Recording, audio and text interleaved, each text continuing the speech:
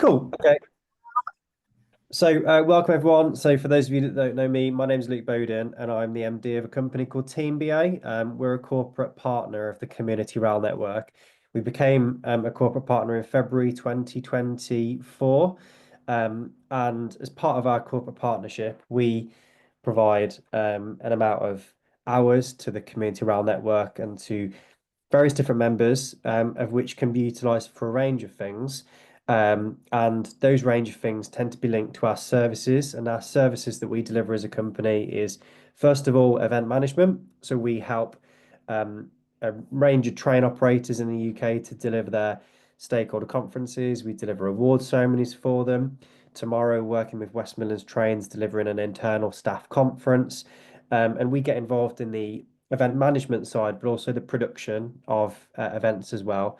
And those of you that might have came along to the recent Community Rail Awards in Newcastle, we worked in partnership with the Community Rail Network on the production of that evening. So everything that you saw on the night with the graphics on the screen, the audio, the lighting, that was all kind of stuff that we delivered for the Community Rail Network. So that's the event side to our business. The second part of our business is around design. And last year, our lead designer, Libby Dale, delivered a workshop which was kind of similar to this. And that was all around how people can utilize Canva. So if you've never done any design before, the purpose of that workshop was to take people through how they can use Canva as a tool to design. And the recording for that, I believe, Erin, is still available. So if anyone wants to go and watch that, that will be available, and we can direct you to where you can find that as well. And the final part to our business is video. And Mike's here today, who's our lead videographer at TeamBA. And his, you know, entire life until this point has been dedicated to making films, creating videos, and he does that for us on a daily basis. And we thought it would be, and that's why, we thought when we were reached out about putting this kind of course together, it'd be a good opportunity to get Mike to come along, deliver this course for you, and also invite a couple more people from the Community Rail family. So obviously today is an opportunity for Mike to talk you through a little bit of overview about video itself and why people create videos and why people edit videos, but then to go into a program called DaVinci Resolve, which is a free program. And the reason we've selected that program is because, first of all, it's free, but also because it allows you to access quite a lot of kind of basic, but then also work up to more advanced video editing skills, of which other programs limit you to. But you can do that within a free software. So, we as a team don't use DaVinci Resolve. We use the Adobe suite, but this is quite expensive, and as a business, we have to pay quite a lot of money for that. However, I know quite a lot of video editors that do use DaVinci Resolve, so it is a really good piece of software.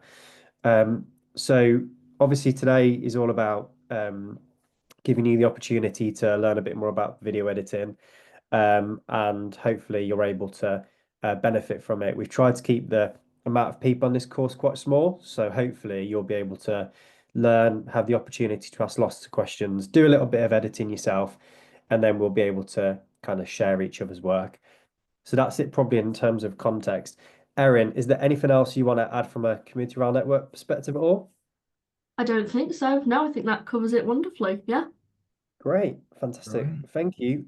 So Mike, do you want to introduce yourself? And then perhaps once you've done that, we'll go Mhm. round the room and just understand a little bit about everyone on the call. If you could introduce yourself and just say about what you'd like to get from the session, that'd be great. But Mike, we'll go to you first. Fantastic. Thank you very much. So, yes, I mean, a lot of what I'm about to say, Luke has just covered, but my name is Michael Travers. I'm a filmmaker. I have been for the last, I guess, coming up on 15 years at this point. I've worked predominantly in the kind of corporate and documentary space. I've done a few projects with Netflix, Amazon, Sky, things of this nature. Um, I consider myself to be mostly a camera op, as you can probably see by the absolute horde of equipment around me. But of course, we're all wearing many hats, and editing is a huge part of my day-to-day life. As Luke said, We edit in the Adobe suite, which is brilliant and a very powerful suite. And I'm sure if people are interested, we could put on a course as well for that if you guys have the resources. However, when asked, I decided that DaVinci Resolve would be the best option because it is a nice balance of, well, one, let's face it, free. Can't argue with that, but it is not limited. DaVinci has two versions. It has the free version and the studio version. There are some very useful things, such as like audio noise reduction, things tucked away behind the paywall. However, it is still a fully functioning software, and I find that if you're on a course like this, it's because you've got an interest in growing, and this will grow with you rather than like, oh, here's how to use iMovie, and then you're kind of locked into this wall. With this overview right now, I'm not sure, obviously, on the levels of different people. I myself have like learned a bit of DaVinci over the last little bit just for this, but I'll be learning along with you guys in some respects. It's a very powerful software. I can tell you a little bit about the history of it. It started off, Blackmagic are a kind of very innovative company, and they're the people that create DaVinci. They started off in software, and then they moved on to hardware, and their software was predominantly used for coloring, and it was the high end, like the Premiere, like this is what you used, you would grade the best films in the world, and it is incredibly powerful in that aspect. We're not going to dive too deep into that because to be a colorist is an entirely different field. However, we will do a little bit of the basics of just, you know, is it a bit blue? Is it a bit warm? Does it need to be a bit brighter? But DaVinci grew over the years and got more and more powerful and more complex, but in some respects also became a lot more accessible. When this kind of started, it would have, or when we get into it, you'll see like the color panel, and that is now just one of the panels it offers. It has become a very well-rounded bit of software that you are not limited to in any capacity. I know many people at the highest level that choose exclusively to work in this. So that was a bit of the thought process behind this. We're not going to get there today, but it is a brilliant piece of software. And very importantly, because this is a learning journey and we're only going to start on the basics here, DaVinci has a wealth of dedicated professionals that go on to show in both many free courses online. YouTube is a brilliant resource for things like this, but also, you know, not connected to us in any way, but like truly wonderful, like paid courses that can take you all the way to the highest level. Don't know if any of you have those aspirations, but it's there if you want to chase it. Yes, I will start off today's workshop by going over some of my general philosophy around how to approach making a video, and then we'll go into a few of the nuts and bolts, how to import footage, do some basic cuts, add a little bit of text, things of that nature. Yeah, I'll stop waffling there. So if anyone else would like to take on. Well, thank you, Mike. So we'll go around the room just how you are on my screen. So Tom, do you want to go first? Sure. So I'm Tom. I am based in Worcester, but work for Platform Rail, along with Sophie and Ellie, who are also on this call. I'll be honest, I'm just coming here to kind of get some inspiration. So I've got some ideas of how we can use video more effectively going ahead in the future, but nothing specific in mind as of yet. It's more to ignite some imagination and to know what we can do. I have edited videos before for schools that I've worked with, but I've always kind of made it up as I go along. So it'd be good to get some practical advice rather than amateur stuff. Well, thanks, Tom. Katie? Hi, can you hear me being on my iPad? Yeah, Yep. hear you loud and clear, yeah. Yeah. Okay. A bit like Tom, I kind of want a bit more inspiration. I've been using a free app called InShot and doing quite a lot of videos.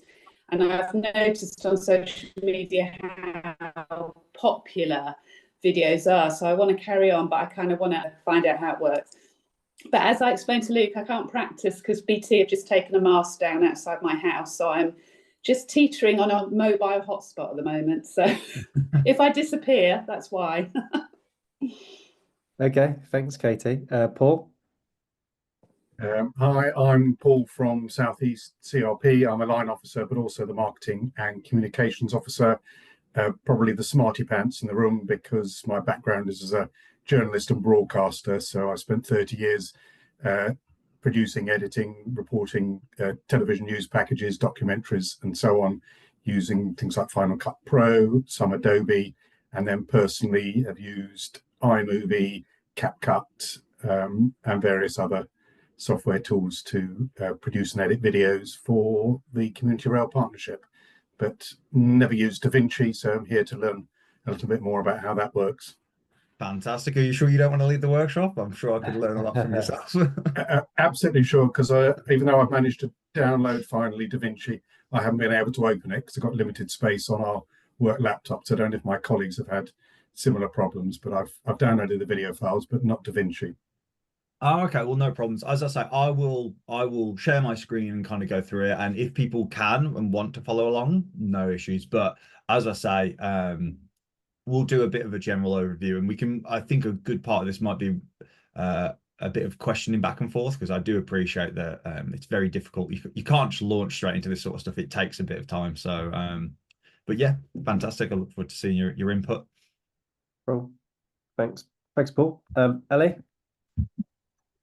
Morning, everybody. I work for Platform with Tom and Sophie. We also collaborate quite often with Maddie and Kath, who are on the call as well. And like Tom, just any training is really beneficial. And I'm particularly passionate about film anyway, so any skills I can learn are brilliant. Specifically, and Maddie, I'll let you talk more about this when it's your turn, but we're collaborating with Maddie and Kath on a film project. And we don't have a big budget, so we wanted to skill ourselves up to make it as high quality as we could. And Maddie very kindly arranged this training on our behalf. So really, really looking forward to it. And I, like Tom, I've done little bits as a school teacher, different software, but it was a long time ago. But I love the art of editing, and I'm really excited to learn more. Thank you, Ellie. Andy. Morning all. Andy Buckley. I'm the line officer for the Bedson Hearts Community Rail Partnership, which looks after the stations between Bedford and St Albans City. I haven't really dabbled in video. I've downloaded some stuff. I've got Visual Studio Pro on my computer, but I've kind of opened it and then quickly shut it again because it just looked rather overwhelming. But I was involved recently in GTR's Destination Dash with Carl at GTR, which was where a whole load of, and there were a lot of them, video influencers came and visited us at St Albans, and everybody was carrying a camera and pointing it in all sorts of directions. And every time you said something, all these lenses would swing on you, and they were just recording everything. And I thought, well, what on earth are they doing with this afterwards? So, this is one of the reasons. And I mean, I've got one of these, but I'm not quite sure how you get it from here to what you see on the screen, So I'm open to suggestions. Great. Fantastic. Thanks, Andy. Erin, do you want to introduce yourself? Yeah, sure. Hi, everyone. I'm Erin. I'm the Communications and Marketing Officer at Community Rail Network. So I look after all of our social media, our website, our newsletter, things like that. We've kind of dabbled in video work for Community Rail Network, but probably not as much as we could do. When I have made short videos in the past, they've been on Canva Pro, sometimes Clipchamp, or just on TikTok. So yeah, just be really good to learn more about a new piece of software and pick up some more skills. Thanks, Erin. Sophie?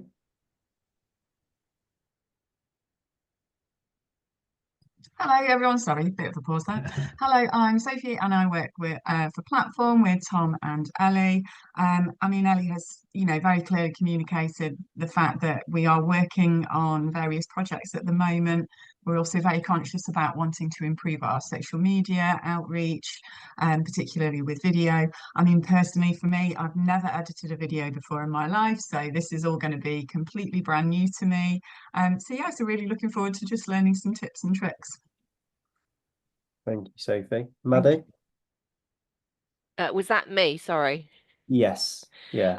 I love it when Ellie says small budget. As far as I'm aware, no budget. So, yeah, so I was the one that contacted you, Luke. So first of all, thank you very much for setting this up. But yeah, we're working with Platform on this Railway Careers project, and what we want to do is create lots of very short, like 5-minute videos of lots of different people who work on the railways or associated jobs around the railways. And we've started filming. Well, I've filmed 2 and I've edited 2 on iMovie for Windows, which is okay, and I've got the hang of it now. I edited my first movie during the lockdown when we had time to do other things, so I guess that's helped me. I was assuming that the session today was just about filming, so if you're going to throw in the editing stuff, that's amazing because I also struggle on that. So I've made 2 films so far, and the Platform Rail team think they're okay, so I must be doing something right. But I think we need to be able to put a little bit more polish on them. So I'm up for learning, particularly about new software as well. So that'll be really good. Fantastic. And Would did I forget to say who I am? I'm Maddie Mills. I'm one of the education officers from Southeast CRP. So thank you. Thank you, Maddie. Just to, before I cut anyone else off there, just to kind of gauge the general interest in the room, would there be interest in Wellens talking about the filming aspect of it opposed to just the editing? Because I'm very open to discussing that as well. Yeah, Both, fantastic. please. Okay, we'll make it a slightly fuller and more comprehensive. Honestly, that works a bit better for me because that's my true love. So, sorry, Luke, I interrupted you again there, mate. No, that's fine, mate. There is. Thank you, Maddie. It's great to have you in. Again, thanks for reaching out. We're really delighted to put this little session on for you. And finally, Kath. I'm CRP as an education officer with Maddie and Paul, and as I think you've already been told, with Platform we are doing a careers videos of short snippets of different jobs in the railway, and I am a total novice, so I don't know about the filming or the editing, so looking forward to this session. Thank you. Great, thank you, Kath, and a massive warm welcome to everyone. So at this point, I'm going to hand over to Mike, but just before I do that, I think it's worth saying, Mike has been working in film for years and years and years, and he might accidentally say a jargon term or an acronym, perhaps that people don't understand. So I'm going to be listening out for that. Whenever I hear Mike say something like color grading, I'm going to write a little bit of info in the chat about what that means, just to fill a couple of gaps for people. But if there's Thank anything you, I Luke. miss, then you're like, what on earth is that? Feel free to ask a question. But on that, Mike, over to you. Thank you very much. Yeah, I fully encourage everyone to ask as much and as many questions as possible. I am very happy to answer. It's tough to know. Obviously, it seems like we've got quite a wealth and breadth of experience here. Here from people that are very well rounded by all accounts, to people that have made several projects and want a bit more, and to some people that have literally never made anything before. So obviously, trying to accommodate for that will be interesting, and hopefully I both not too basic and or not too advanced, depending on where we are.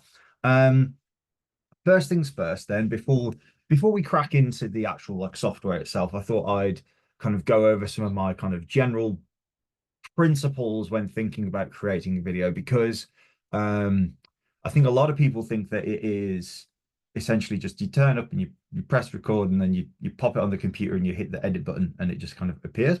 And it really is the actual practical part of it, of the going out and filming, and even to some extent the editing, is the smallest part of it. The best way to make any successful project is to be very clear on your goals and have the pre-production side of things absolutely nailed down, and that involves a lot of time and expertise, especially from people like Luke and my manager Ben, who are brilliant at organizing all this. But I'll talk you through a few of the things that kind of occurred to me when I was kind of asked to give this workshop. So number one, you have to kind of come across as like, why are you actually making the video? And look, for me, I think there's 3 main reasons.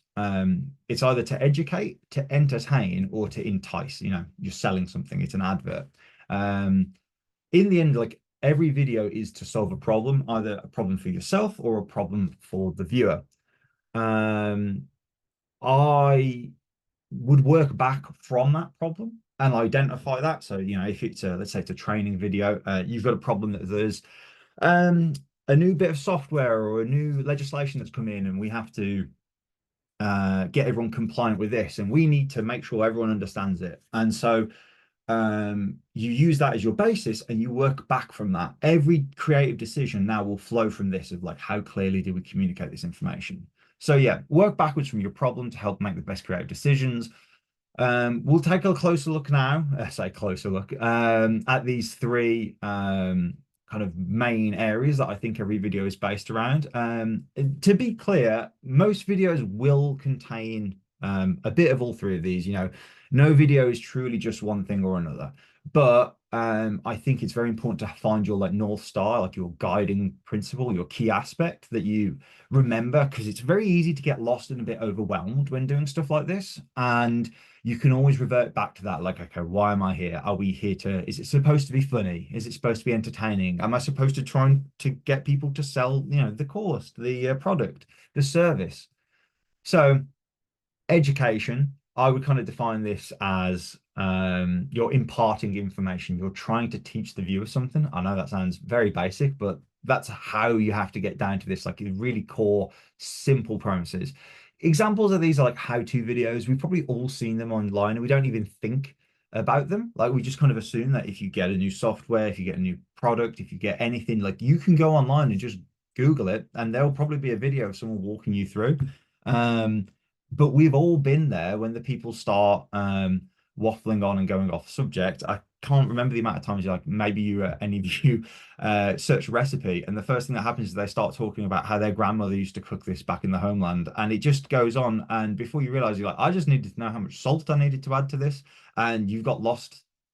And I think that's a key thing to remember here, that you need to stick to your purpose.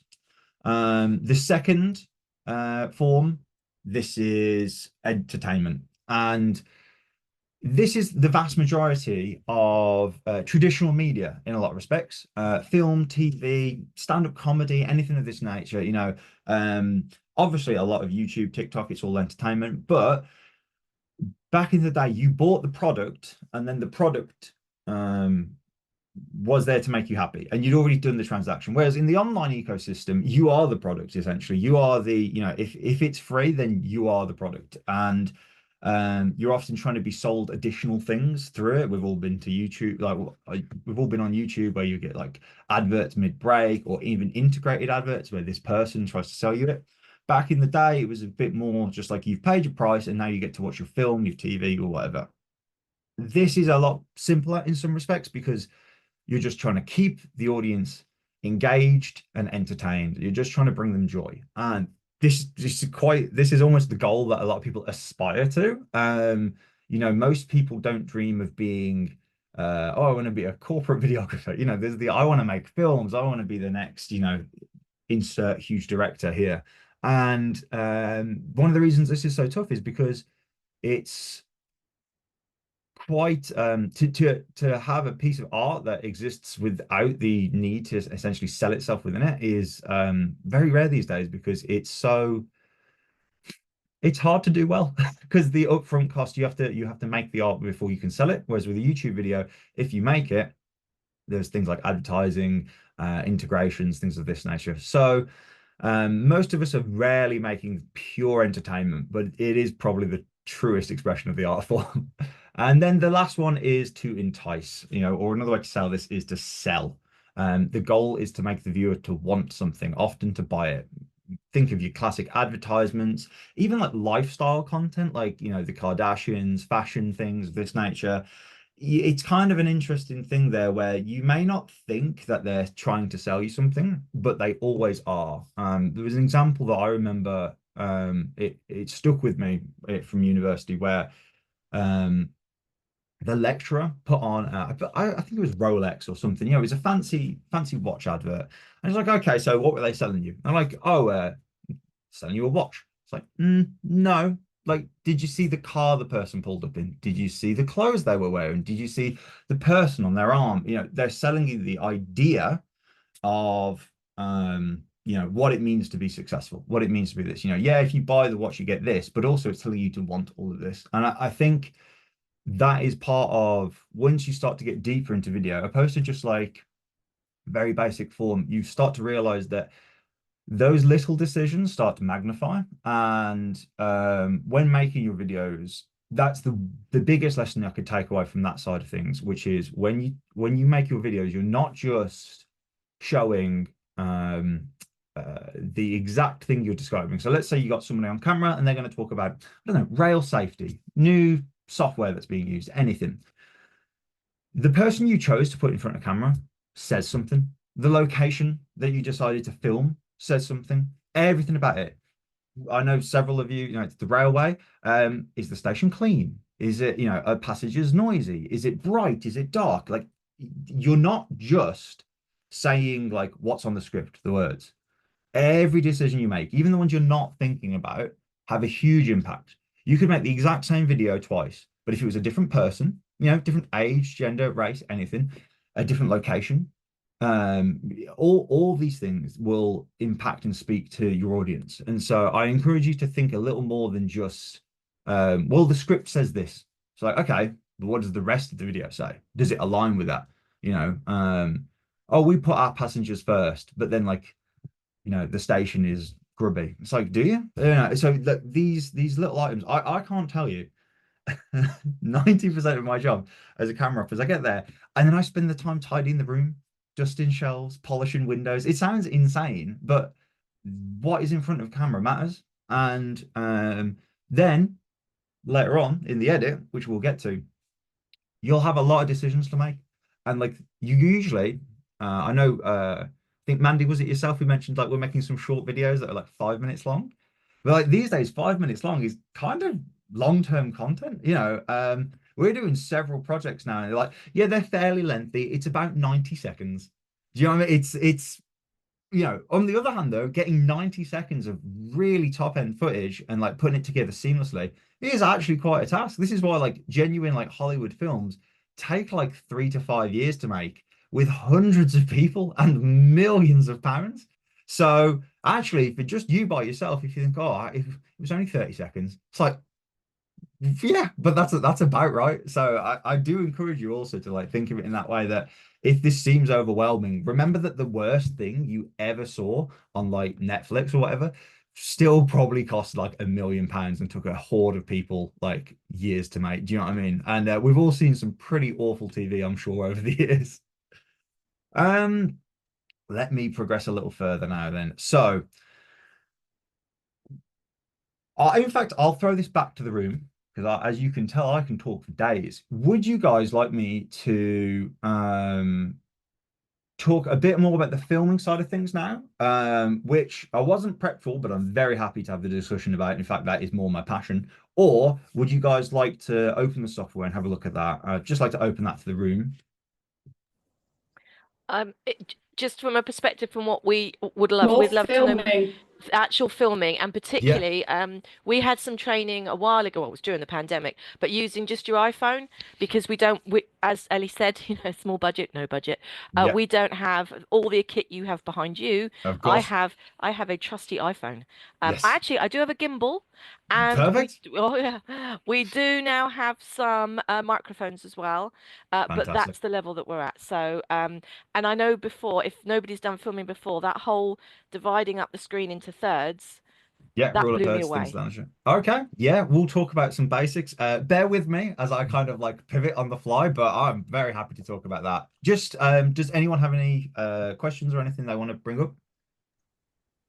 Yes. Yeah, can I just ask about sound as well? And how you eliminate background sound, and what you see these people with these little USB type miniature microphones. Are they actually what you require rather than relying on the phone? I'd like to know a bit more about that. Yeah, short sound. In fact, I shall make a note here. I'll talk about composition, which is the rule of thirds that you mentioned there. I'll talk about sound. Yeah, in fact, that's a great point. Does anyone have any little subjects now, that any burning questions? I'll jot them down and I'll try and like blend them all together. So we've got composition, which is framing, things of that nature. Sound, so appropriate microphones, positions, things of this nature. Tom, you go, Tom. It's fine. Well, I was going to say, obviously with using sound, obviously use music. From a legal point of view, what music can you use and how do you get permissions and all that sort of stuff? No problem. Music. And lighting, obviously. Lighting, yeah. We're trying to do everything outside anyway, but for the short films that we're making with Maddie and Kath. And just, I mean, this might not be relevant, but our long-term plan with our films that we're going to be making are we focus on the filming and editing, and then hopefully employ somebody else to do some really nice linking bits between them. Our structure is a question that comes up as a really nice graphic, then the person answering the question in situ at the station or on the train or whatever, then another question, and there's about, I think, 5 questions. Maddie, Kath, is it 5? I think we've got 7. It might be a bit more. So we've got these questions, and our ex-manager was suggesting maybe we get some funding to polish it with how we link the work we've done, and that, Tom, would be where we bring the music in. So an organisation that does the links will, a bit like our myth-busting films that we did have a big budget for, we'll have the music element. So we're prioritising quality filming in the moment, and how we edit that. That's our main remit, Maddie, isn't it? Yeah. What so some of that stuff about linking kind of goes more into the editing than the filming part, but I've wrote Mike a little list here, which is just sort of collating what everyone's just said. So what about setting up a shot composition? Then we can talk about sound. Then we can talk about lighting. We can talk about interviews and how to set up for an interview, and then we can talk about B-roll. Yeah. In fact, why don't I take you through basically my entire process of, you know, when you've been hired to go out on a shoot, and like, what are we thinking it through? So Can I just add one more, and that's video stabilization. Yep. Stabilization. When is it appropriate or not? And also, I've kind of on the spirit at the moment bought one of these things, and I'm not sure whether a little gimbal. Yes, whether that was a good purchase. You know, gimbals are a blessing and a curse, frankly, and like me and Luke butt heads on this quite constantly, because like gimbals are brilliant and they are a fantastic bit of kit. I have a love for like a kind of more rough documentary style, but in the corporate world, smoothness and polish like speaks volumes. As we said, like, it's not just what's being said, it's how you're saying it, you know, how you're presenting it. And like, I'll put your mind at ease. Yeah, that was a good buy. It's great to have a little gimbal, especially for your phone. They are so useful, and frankly, they're easier to use because phones are more universal in size. The issue with gimbals is balance. But I'll go through that, and I might even grab random bits and pieces that I can use to kind of demonstrate. So, okay, so we get a request to do some filming. First things first is we identify what it's for. The first thing I want to know usually is where it's being where it's going to live, where it's going to be posted usually, let's face it, but it doesn't have to be posted, but everything we're talking about these days probably will be. Then that will inform our choices of aspect ratio. Aspect ratio is how it looks on the screen. So vertical video, square, 16:9, which is your classic kind of TV, widescreen, which can often be 21:9, which is almost like you stack two of them next to each other.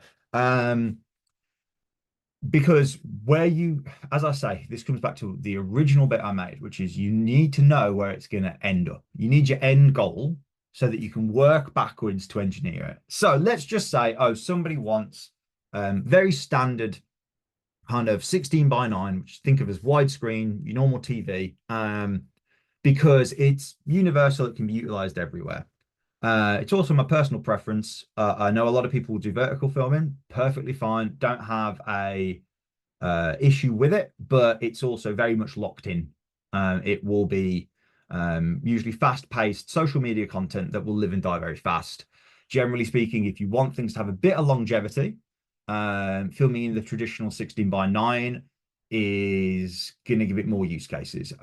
Also, social media changes, you know, things will go from vertical, things will go to square. You know, we use vertical now because our phones look like this. So, we film like that, except all the flip phones are coming out now and they're like really good.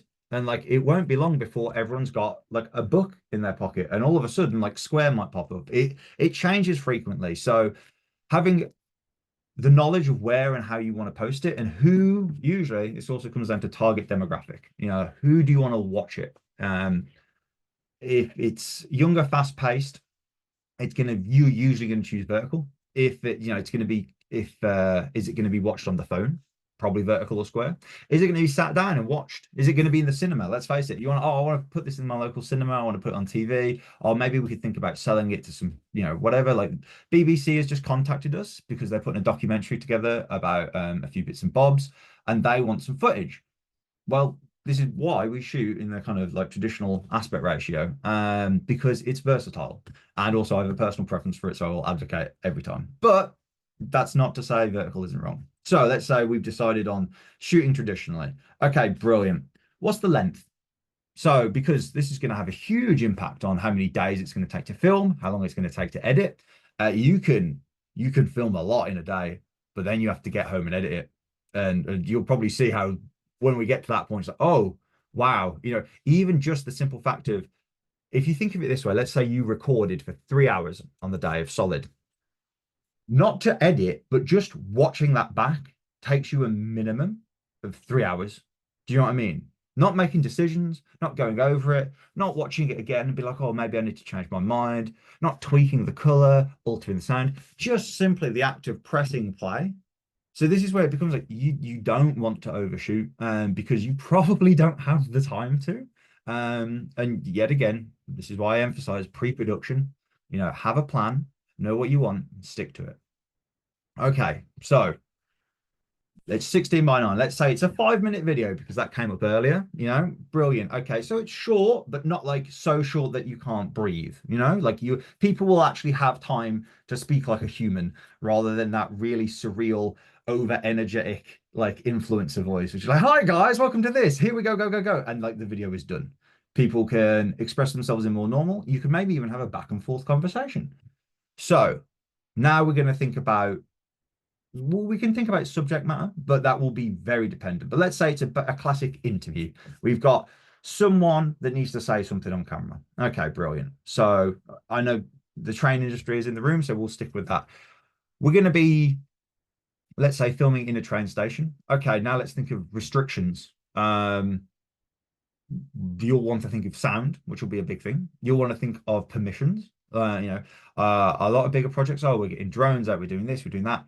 Well, for example, in a train station, you're not allowed usually to put a tripod down. Like you can't have anything touching the floor. Okay, right. So all of a sudden we're shooting handheld, maybe it's gimbal, maybe it's just like, tucked in, but now we've got to think about this. Okay, so we know that we're going to be limited, but we'll have flexibility. Because we're not lugging a load of stuff now with us, we're faster. If you're on a train station, you can't light it. You're not allowed to put lights down. So we can emphasize our mobility to increase the production value. Like rather than being locked into one location and it being perfect, we'll move around. We'll be fast paced. We'll be flexible. Now, it's a busy local location. People coming in and out. Trains coming in and out. Okay, sound's going to be important. There's no point doing an interview if they can't hear what's being said. So, microphones. The question came up earlier. Is the mic on your phone good enough? No, it's not. It's actually not that the microphone isn't good enough. It's that it's too far away. A cheap mic up close will be much better than an expensive mic far away.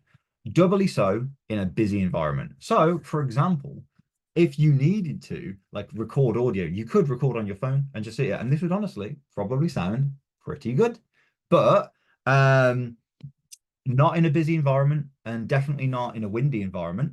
There are a few options. If you bear with me but a moment, I shall grab a couple of them out of a bag.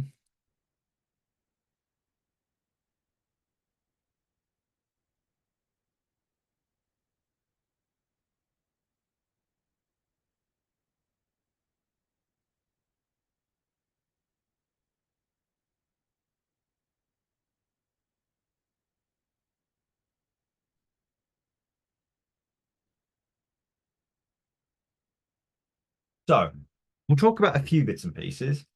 You got your classic handheld microphone, right? Many of these come in many shapes and sizes. These are often used more for on stages, presentations, things of that nature, live events, things of this nature. You could use one of these. In fact, reporters quite often use it all the time because it's fast and it's flexible and it sounds good. The key with any microphone usually is placement. So the further away, the worse. The closer, the better. There's some limitations here that if you get it too close, you can pop and pierce and break the sound. But as a general rule of thumb, closer is better, especially in a chaotic and noisy environment. This is a tiny condenser microphone. This is the type of thing that's used actually to record sound on films often. This would be boomed on a pole over and kept as close as possible. There's a general rule of thumb that it's kind of the length of your kind of hand or like spread. That's very tough. That requires a dedicated person on a boom pole usually, holding them. But if you're in the right environment, it's arguably the best sound you can possibly get. There is a caveat to that, which is this giant fluffy boy is called a blimp. This is often referred to as a dead cat, as I'm sure you can figure out why. It is actually a holder for a microphone. There's a much longer version of one of these in here that is more directional, so it doesn't get the sides. So it's just like if you point it at one person, you get that person's sound. This whole apparatus is basically to cut out the wind.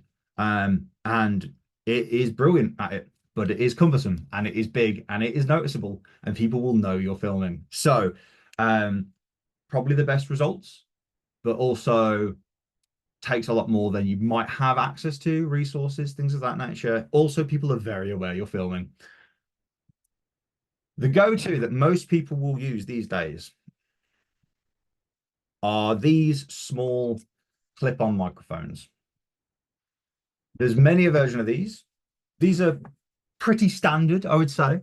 It's funny, like these considered to be quite big, actually, but this was truly tiny only a few years ago. This was absurd. Many of these you can plug a microphone in and you can run it down, or most people tend to use them with the inbuilt capsules now, and they would just be clipped on.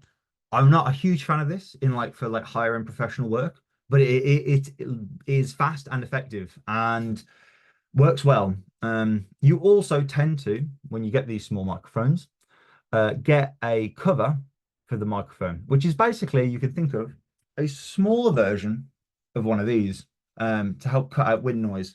Bits of foam also are useful, but will be it won't stand up to like a gale force wind.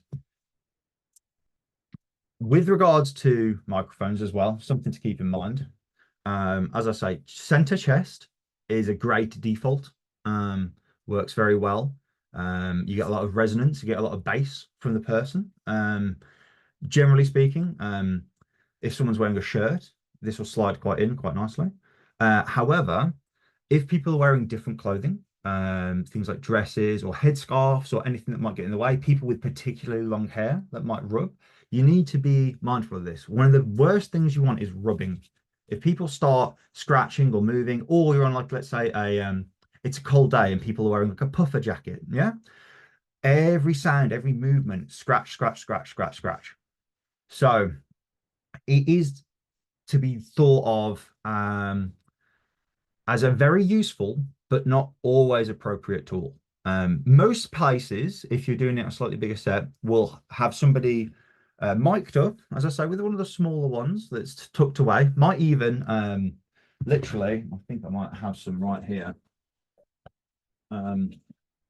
This entire box is filled with things which you use to like stick to people. See these like sticky pads. You get it under people's clothing. This is moleskin, which is think of it like a kind of almost like a flesh bandage, and people use it for obviously their feet, but it's also used to adhere microphones to people in a in a pleasant way that doesn't get too stuck or isn't too uncomfortable. Sound is varied, and the reason it's so varied is because it's so very, very important. I cannot emphasize that enough. If there's one thing you all take away from today, it's that sound is more important than visuals. It sounds ridiculous, I know, and I also fall prey to this. Like bag here or whatever, different sound things all together. Like yes, it's thousands of pounds of sound gear collected over years. But it's one of the smallest bits of my kit. I don't give it the time of day it deserves because it really makes or breaks your film. Like, perfect example here. Let's say we're doing an interview. Let's say we're doing a narrative piece. It's beautiful. It's crisp. It's sharp. The light is coming in. It's wonderful. You're so pleased with it, and you can't hear what the person's saying. Are you just going to sit there and like admire the beauty of the shot? It's useless. It's this thing. If there's one thing that can be emphasized with this, it's that uh a phone with like a plugged in little mic that's wireless and connects to the person, that'll get you much further because I've got like a massive expensive cinema camera here. It's called, the brand's called Red. If you're in the world, you probably know that it's like one of the higher end. But if I was just pointing that at you and it had awful sound on it, you wouldn't watch it. It'd be useless. So when people get a bit concerned, maybe they feel a little insecure that they're filming on their phone. Oh, maybe it's not good enough. I promise you it is. Even an older phone these days, they're still fantastic. But the way to improve it is to connect a microphone. Now, that can be directly to it, big long cable, honestly. It would still, if it looked silly but sounded good, it would do the job. But these days, and I'm sure many of you have, and we've even going to provide a link to what I believe is a suitable microphone that should work with both cameras and phones at a reasonable price. It's new, but not the latest. That will dramatically improve the quality of your videos. Now, the next part of it, in fact, I'll take a pause there because I appreciate I can go a million miles an hour. Does anyone have any questions regarding sound, locations, things of that nature? It's not a question, just actually when sound is a big thing for me. I'm musically backgrounded, but when we made the video, it was again COVID for our school. One of the things that we made a decision about, because both me and my friend are quite tech-minded, is we recorded the sound separately of all interviews because we played background noise, and to the point where it just elevated the whole thing and made it seem professional because that one decision changed it from looking amateur to being amazing. And actually from that, I learned a lot that the sound is more valuable than the footage because you could clearly hear the message, which is just as much part of the footage as the visual. Yeah, absolutely. There's a couple of exceptions where like maybe graphic design and things of that nature, and it's all visual. But even then, you'd probably cut that to music, which is something we'll get to later. But like this is just it. The sound, it subconsciously speaks to us. You would watch a standard def or even a low def video. You know, it's a bit blocky, but it's clear and you can hear it. Like you'd watch that, it'd be okay. You watch old TV show that you love, and like, yeah, sure, it maybe isn't as crisp as we thought. A specific thing that I always found personally hilarious was that all the old soaps, so EastEnders, Emmerdale, things of this nature, they're all built on sets, and the sets aren't real. You know, that wall isn't a wall, it's cardboard and it's painted. But no one could tell for years because it was in the background and it was fine. You were focused on the people. And then at this point, like 20, 30 years ago, they switched over to like higher end cameras, more like the digital revolution.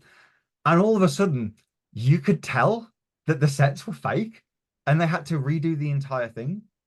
But the thing is, no one was complaining beforehand. Do you know what I mean? Like it sounded good, the story was there, the message was there.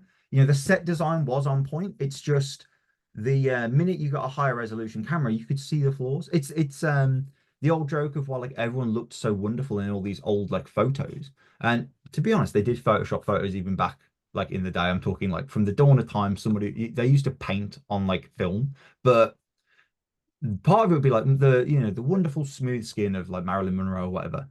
There just wasn't the detail there to capture it, so everyone looked flawless. Like it didn't, blemishes and wrinkles and little creases didn't come up. So when people get a bit worried about not having the latest and greatest equipment, I kind of remind themselves that like it really isn't that bad. I've got a lot of equipment here. We shot we shot like a narrative short film, and I shot it on a 12-year-old camera that only shoots in 1080p because I love the image that comes out of it, and I think it's fantastic. And there is more to an image than just resolution. That's still a good camera, and don't get me wrong. Sometimes you can tell. There is a threshold. You know, there is a basic threshold. But if any of you have got a phone from the last, I would say 5 years, I'd say you're absolutely fine and like not to worry about it. Yeah, please continue. We had a situation where we were doing a little interview, but it was in a museum. Yep. And the echo was so awful. Is there a simple way to get around that, or do you have to just soften it? So, this is one of the things that people don't think about. When it's done properly, oh, how come it sounded so good? What you won't see from behind the scenes is that person will be enclosed by like sound blankets. So like the angle of the camera, there will be like blankets, they'll have pulled things in. As daft as it sounds, Luke, you were doing a voiceover for a client of ours the other day, and we weren't happy with it, and we got Luke to record under a duvet because it was that like, and it would have looked ridiculous, but it sounded great. A lot of movies and things of this nature are actually dubbed over, that they will take people into a recording booth after the fact. But that's not feasible for you. So let me give you some practical advice. Two things, as I say, get the microphone as close to the subject as possible. And, you know, this is partially why people choose the clip-on mics, because it doesn't get much closer than physically on them. Second options are, there are noise reduction softwares. Some are better than others. Many of them are paid for. The one we personally use, Adobe, has this thing called like enhanced audio. It's their podcasting software. It's a miracle worker, I can't lie. Unfortunately, you do require an Adobe account. The paid version of DaVinci has truly excellent noise reduction as well. But unfortunately, that is, as I say, in the paid reduction. There are often some smaller versions of this. Many of the microphones themselves, so for example, the Hollyland, which is the brand that I've suggested, has an inbuilt noise reduction function. Personally, if you have the capacity, I would not use that, and I would do it after the fact because you have more control. You can get like digital artifacting, which is where like the voice sounds a little funny, but frankly, if you don't have the time, budget, expertise to do it, onboard noise reduction is pretty good. I think something we don't realize is, because we all take like Zoom and things of this nature for granted. It has exceptional noise reduction software. Yeah, but it's just Zoom. It's like, Zoom is a multi-billion-pound company.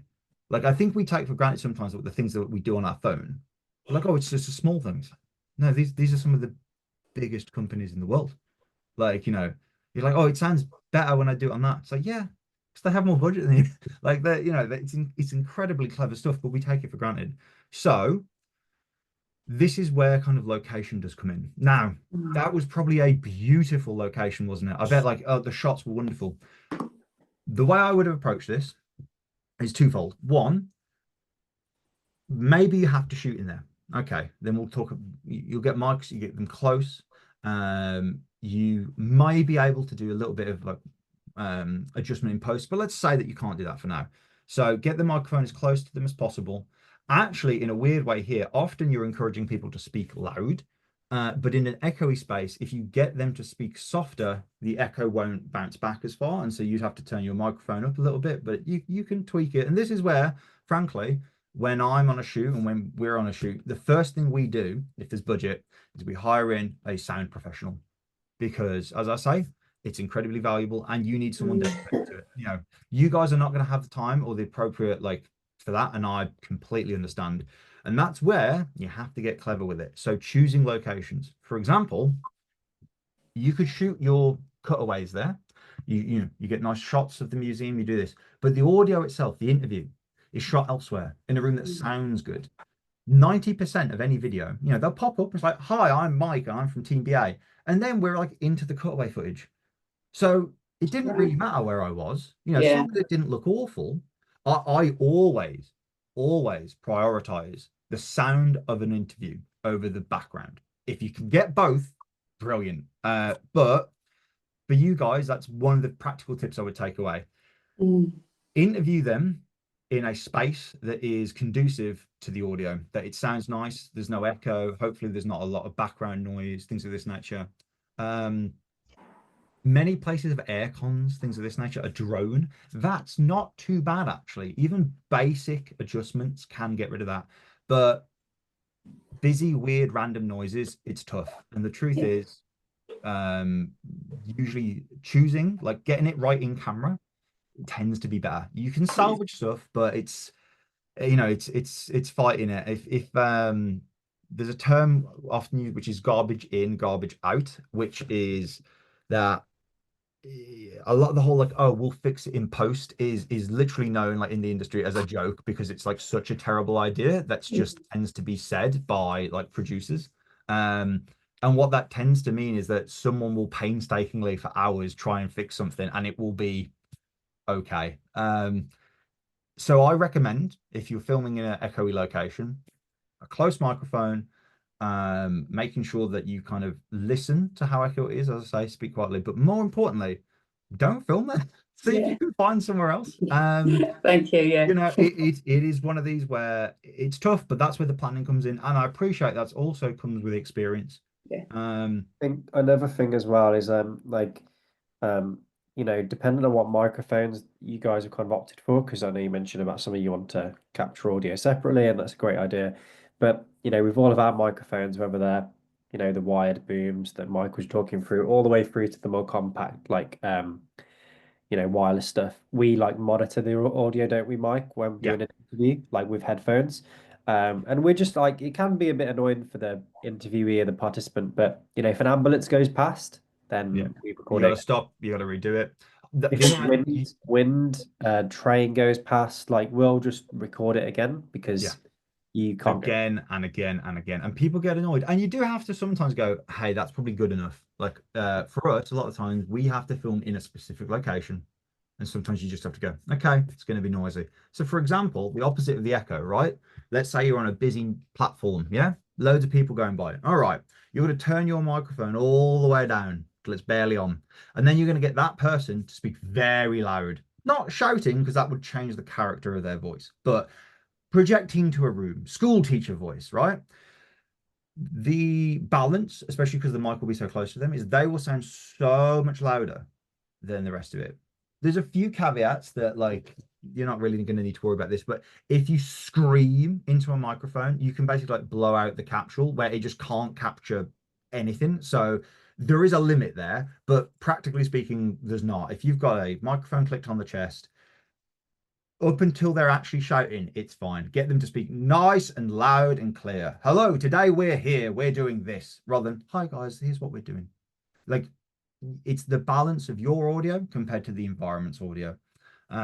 It's a tough one, and me and Luke we're constantly having battles with this. We filmed in a wonderful place, beautiful windows, empty room, but we had the echo issue, just like yourself. I've been doing this for a decade plus, and we still run into these battles, and sometimes you just have to unfortunately, good enough is enough.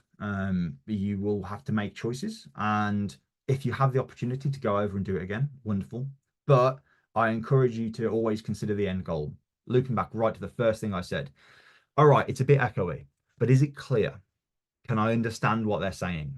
Like, does it get the message across? If this was like a musical performance, absolutely not. But if it's dialogue and it's to get a point across, you know, if somebody walks into an echoey cathedral and they sound echoey, it's not a problem. It's a feature, you know. And so sometimes the only way to do it is to embrace it.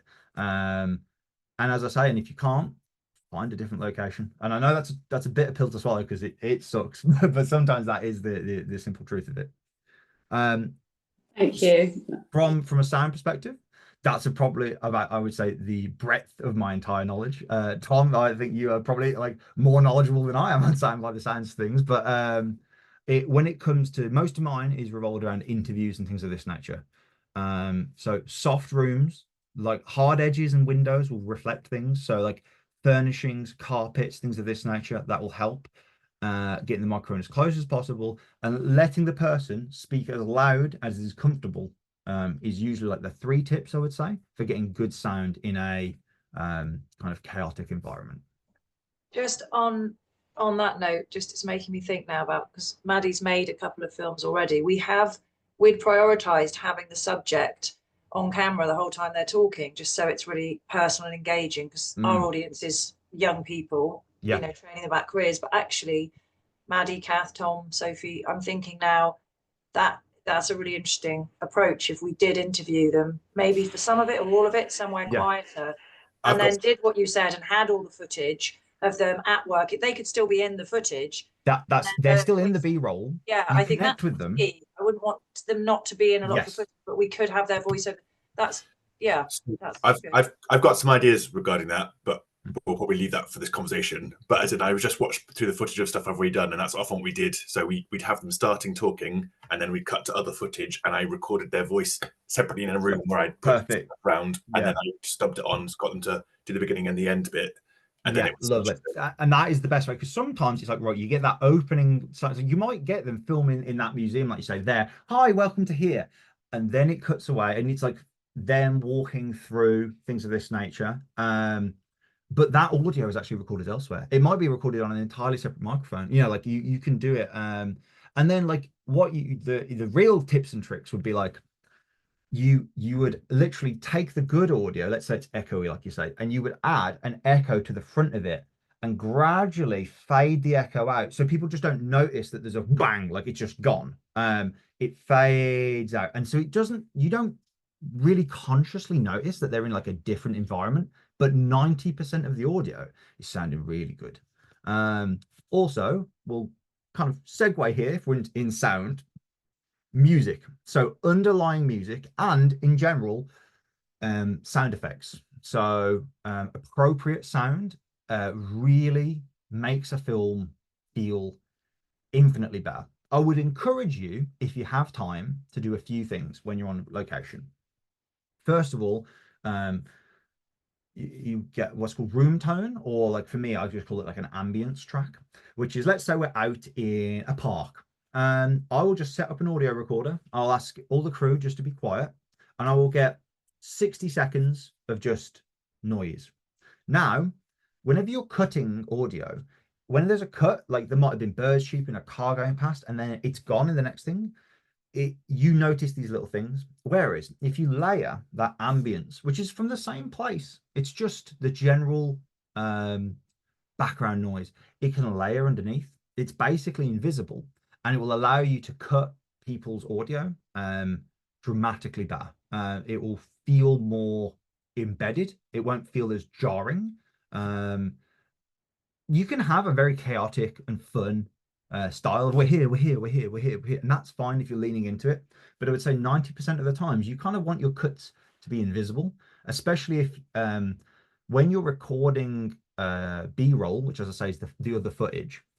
You can get very clever with how you edit their audio. It doesn't need to just be what they were saying. You can like, oh, they stumbled here, I'm going to chop this out, or they mentioned this bit, but honestly it's a bit unclear, and they kind of circle back to it later, so actually I'm going to remove that entire section. And because you've got other footage to like hide it under, you can trim it down. So somebody might talk, like someone like myself who can't shut up, someone could just talk for like 5 minutes, and you get it down to 60 seconds, and it feels correct. Feels like it wasn't just like chopped apart. And you do that by layering like sound underneath. Specifically, I'll go back to the train station. It's always worth it, if you can, to get specific sounds. If you see something, you want to be able to hear it too. You know, like if a train is coming in, you'd want to hear the train coming in. Probably quiet, but I think a lot of the time we know it's wrong. Like something about in our brain subconsciously goes like, I should be hearing this giant thing. If you see a bird and it's tweeting, you'd want to hear it. It feels like just wrong. There's no other real way to put it. It doesn't really want to overtake the piece, but what's often called diegetic sound, which is sound from the environment, is really useful. And so if you can, record audio as well as that extra footage. You don't have to use it. You don't always have to use it. Weirdly enough, a lot of the time in like professional stuff, they'll actually use entirely separate sound. If you've ever watched a nature documentary and you realize, if you think about it, they've got like a telephoto lens from like halfway across the savannah, and they're filming these lions, and yet you can hear every bit of dirt scratching and moving. You know, they're climbing up a tree and you can hear it. It's all fake. There is a person whose entire job is to sit there rubbing two sticks together and like scratching random things to like make sounds, and they layer it over. And so recently, so Ben, our direct manager, he's a brilliant coordinator and he's fantastic for documentaries. We made a narrative piece, and one of the things I like to emphasize is like we had an on-person kind of sound technician. They were actually just a local student. And the idea of getting the student to hold the boom pole is like a running joke, but it's done so often because once you've set up a good audio recording, like it's kind of fine. You just need to point it in the general direction. And I got him running up and down the beach, getting the waves, getting like people walking on tiles and sand and crunching, just wind noise. And you can build like a big a sound profile underneath. And like if someone's walking on the beach, you want to hear the footsteps. You're not going to have time to do this in a lot of things. I understand. I don't get time to do it in most of mine. But if we're talking about best practices and how to solve issues when you're on a shoot, it's very valuable. If you know you can't get rid of the noise, show the noise. So if there's a person next to a road and you film them like and you can't see the road, it sounds weird because where's all this noise? If you can see the road in the background, your brain interprets it as like, okay, this is where the noise is coming from. If you you can hear the waves and you're on the beach, show the ocean. If there's a train, show the train. You only need to show it like once, but people know where the noise is coming from then. So much of filmmaking is kind of psychology. It's like trying to make people feel a certain way about a subject, and you do this through many different methods. The final part of that is music, and good music is invaluable. Most people want to slap like a popular song in there. One, I wouldn't do that because that'll have previous usually associations for the people, like they might have good or bad feelings about that song. Also, it's highly illegal. Like that's one of the probably the main concern. You know, if you wanted to throw a Taylor Swift or song on there, I'm sure it would sound lovely, but it wouldn't be up there for very long. Okay, so where can we source music from? Couple of options. You could approach a local band. Many of you will have like community ties. You might be integrated into certain communities and areas. I actively encourage you to like seek out people from that community that might be worth it. One, many of them would be thrilled, you know, and you'd be surprised how many truly talented musicians and even actual genuine like composers are like around your area. Okay, but that might not be practical for every project. We certainly don't do that for the vast majority of ours. So where do you get music from? There are certain websites. There are many of them, frankly, because video is more popular now than ever. We've used Ben Sound is one. It's not very popular in the scheme of things, but it's a good website. I can see Tom giving me the thumb up there. So yeah, he's aware of that. Artlist, not Musically, sorry, that was what TikTok used to be called. There's many options, frankly. Many of these sites also provide other assets. So they will have royalty-free music that you can download and use, and that's the important part, it's the royalties. Certain things, certain sites will let you use the music, but you need to put credit in either in the movie itself or often just in like the description or something of that nature. I think that's a very fair trade, but many times that isn't always practical. So we pay like a yearly license, and it will depend on your packages. Like some of them are like you can download unlimited songs, some are like 4 songs a month. You know, it will depend on the place. The quality of this music now is genuinely quite good. Royalty-free music used to be something awful, like honestly it did, but there's an entire online ecosystem now built around video production. And yet again, as I say, sound is the most important thing of any movie. If you've got a little bit of budget, you know, get yourself a month-long subscription to Ben Sound, or we use Envato, which is they do other assets as well, extra footage. You might need that shot of that plane that you just weren't able to get, and it's probably on there. But I encourage you to prioritize it because you will benefit so much more from things like this than like, oh well, I spent £2 grand on this like new camera, but the video still feels bad. And it's like, yeah, because it's missing all the stuff that makes like, it gives you emotion. Like nobody cares. Like, so I encourage you to think about songs. Generally speaking, you want the music to be lower than the speaking, but there's a thing called ducking, which is where you bring audio up and audio down. And I will show you how to do this in the editing software. But it's very important not to override the person speaking or things of that nature. But this should be a compliment. It should really emphasize the emotion. And I'm not joking. You're probably all familiar with the Benny Hill theme song, you know, the da da da da da da da. Slap that over anything, and it just feels wrong. You could put an emotional scene. I'm telling you, if you slap that over like Schindler's List, it would feel so disjarring. Like, think of it, like it would, you know, this is how important it is. Whereas, like, how many times do you know that a person's a bad guy in a film because like the musical sting came up, they're like da-dum, or whatever, and you're like, something's funny about this person, like. It's probably a bit much for what you're doing, but I encourage you to think about it. If you want a station, let's say I'm going to use stations because we're in the transport industry, a lot of us, and we're there. What's the feel of this station? Is it modern and clean? Should we use like electronic music that has like upbeat, positive vibes? Is this a homely station? Is it rustic and does it have ties to the community? Maybe we should use like acoustic music that is like warm and kind of like comforting. Is there something bad? Do you want to show some old photos of when, when things were like not as good before like the tidy up or the renovation? Honestly, like you probably wouldn't want to make it look too bad because someone might get in trouble. But like consider that, like use some music that demonstrates like, oh, this actually isn't, yeah, I can tell like this gives me an ominous feeling. This wasn't as good. But then the swell of the new music comes in and you see the lovely footage. Like you're building emotion and you're telling the person how to feel.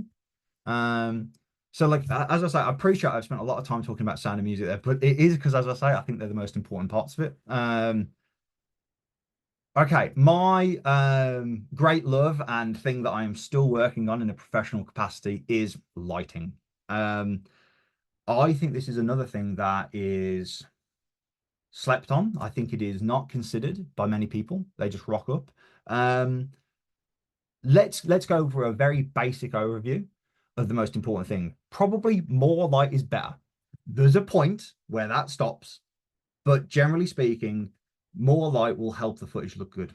If it's dark, it will get grainy. It will look fuzzy. Well, I'm just going to admit. There we go.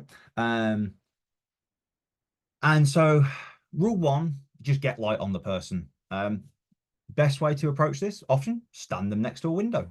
That might give you a little bit of that echo that we were on about earlier. So, we'll find it, but you can be like close enough that there's a bit of light. Step two, better option, go outside. It's the UK. That's not always sensible. It's raining, it's windy, it's whatever. But on a nice day like today, go outside. It will probably look quite nice. Then let's think about things from there. The difference between what's called hard light and soft light. Hard light is very harsh. It creates a lot of defined edges and shadows. It's very dramatic. Rarely do you choose to use this in a corporate setting. It is more dramatic and I say narrative based, but it's still a tool to be used. Soft light comes from diffusing light. So think of sheer or gauze curtains. Think of a shower curtain, in fact. That's a cheap hack, actually, that a lot of people can use, is you throw up a shower curtain and it softens the light. Many of my lights, and if you just bear with me for a moment.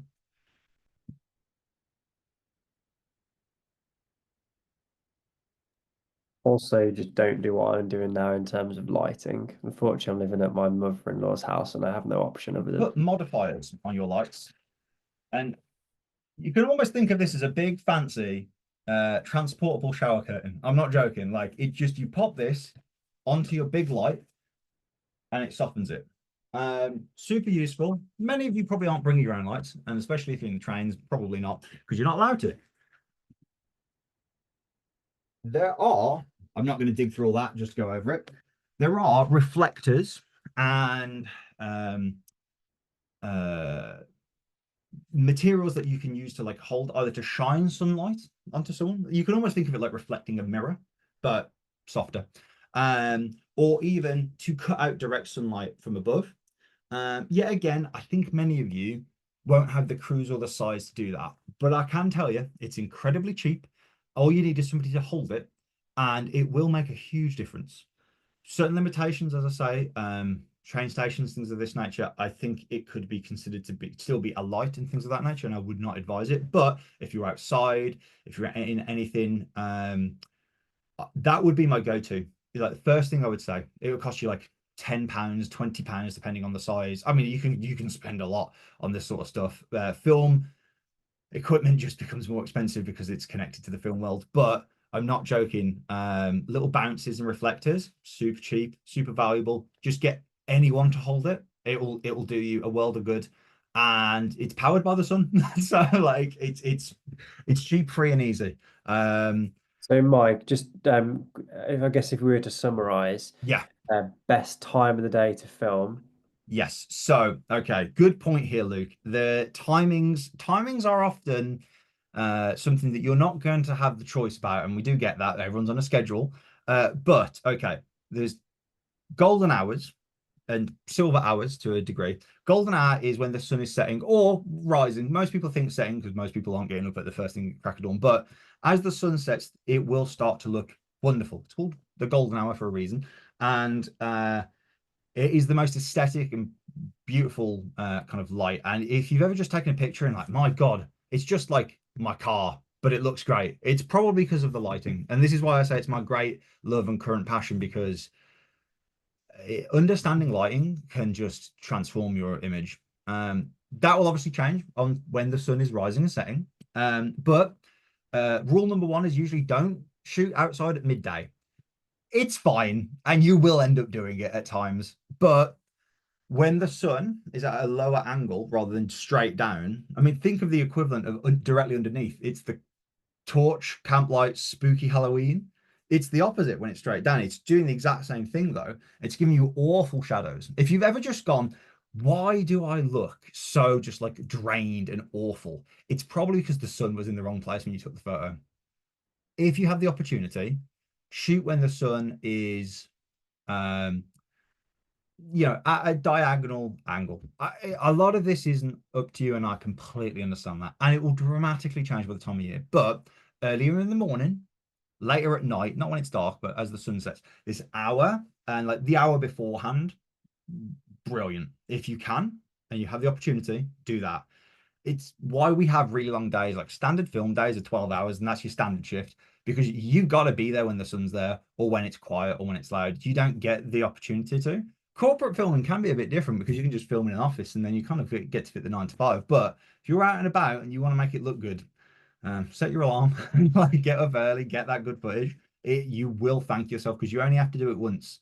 The amount of times I've been like posted up somewhere at like 5 in the morning, just like waiting for the sun to come up. But it's exhausting, but it's worth it.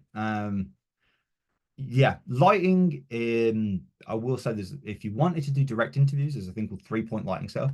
A key light, which is your big bright light, a softer light off to the side, and then often what's called either a back or a hair light, which is just to separate the person from it. I think many of you won't have the opportunity to do that. It's a 3-point lighting setup is your go-to, but I know many of us, the idea of buying 3 good lights is just another thing, another expense. So to summarize, open a window, go next to it. If you can soften the light through like some cheap modification, as I say, I still keep a shower curtain in my kit. Like it's not my go-to at this point in my career, but like you can duct tape that above a window and I'm telling you, it will look actually surprisingly great. Choose the right time of day, and this ties into your location. And if in doubt, most modern phones and cameras are actually pretty good in low light now, but if you get the opportunity, just turn on some lights. There is something to be said for awful mixed lighting. Some offices and buildings will have flickery lights. It will not look great on camera. There's some truth here about what's called like refresh rates and things of this nature in your cameras, but I don't really think it's going to provide you guys much value right now because of the nature of the equipment that you're on, and also that many of you won't have the opportunity to like change a lot of that. Just to let you know that there are things that can be done, and so if you do encounter that and you feel like Googling it, by all means go for it, but that will depend on your camera and the lights in general.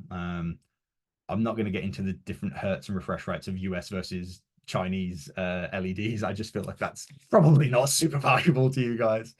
I appreciate I'm going at 1,000,000 miles an hour. It's because I'm very aware that the time is ticking down.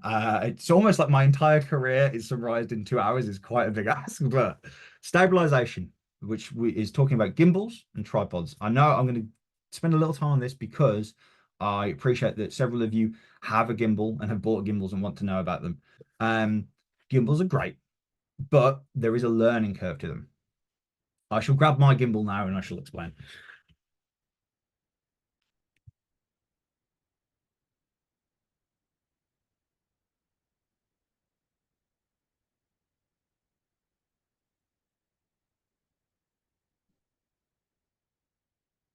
So this is my gimbal.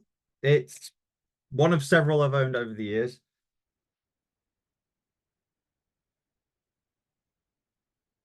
I'm creating a little collection of rather expensive things here, and I'm just worried I'm going to smash them off the table. Gimbals work by balancing and stabilizing your camera or your phone. You put it in here. With mobiles, it's so much easier. They are already pre-built, balanced, essentially. You might need to move it slightly left or right, but they're just going to work pretty great. With this, with actual cameras, you have to perfectly balance it. I'm talking a millimeter will entirely change how it functions. It is cumbersome and annoying, but it does work rather well. When using a gimbal, you need to remember that there's your Z, X, and Y axis, but the big thing that people don't get is that when you walk, you're bouncing, and that's something the gimbal can't do anything about. So if you've got your mobile phone on your gimbal, it's great. You want to do some panning shots, it'll work great. You want to go up and down, perfect. You even just want to stay in one position and do a bit of movement, perfect. And utilize that. It's really useful. Most people have bought a gimbal though because they want to walk with it. Okay, how do we make that work best? First things first, shoot as wide as possible. The wider the lens, the less like shake and stuff it will start to have. Like you'll notice this if you ever have like a zoomed in lens, how even the tiniest thing will start to like shake the image. So go as wide as possible. Also, if it is wider, in post, in the edit, you can stabilize footage. And the way it does that is by zooming in a bit and like tweaking it to try and like, if it rocks a little to the right, it will rock it a little to the left. And so, you know, if being the wider, because it will already zoom in a tad, will help you. So when shooting on a gimbal, if you're on your phone, use the widest lens that you have. Yeah, very useful tip. And in fact, that's kind of true even if you're just shooting with your phone in your hand. Shoot it wide, and then if you stabilize it later, it will punch in a bit anyway, and it will look smoother, and it won't look too close to the person. The next thing, and this is really hard to demonstrate here. I will see if I can. Can you see my feet? I can't see my feet. This is crazy. This is not really doing it now. The only way I can explain this is walk like a ninja. You roll your feet and you bend your knees the entire time. And so rather than step, step, step, you kind of move like this. You're rolling your body weight. It's tough. It takes some time. It's not perfect regardless, but it's the only way I can emphasize it is that the gimbal is not magic. You need to work with it and you need to try and be as smooth and as steady as possible. That being said, it will still look 10 times better than if you didn't have a gimbal. So even poor gimbal use is still pretty good. The other forms of stabilization are handheld and what we call it on sticks, tripods. Tripods are fairly self-explanatory. You put it on the tripod. If it's stationary and you've got a small camera or phone, you can use a very lightweight tripod.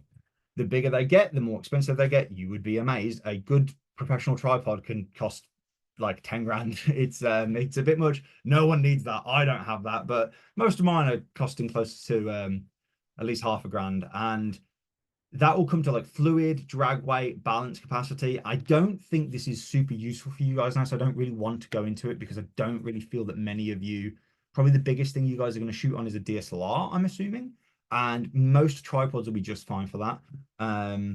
If you want to do panning shots, you want to make sure that you have a fluid head tripod. But honestly, if you just search like tripod for video, that's what's going to come up. For stationary shots, you can actually use quite a cheap tripod. I encourage you to spend a little bit more because it's an investment that will last you a very long time. And you're probably putting a rather expensive bit of kit on top of it. If it's made of super flimsy stuff, how secure do you feel? I have in my early days had a camera blow off into the canal because the tripod just flew with it. Luckily, I weighted down the legs, so it kind of dragged it back and it didn't go all the way in.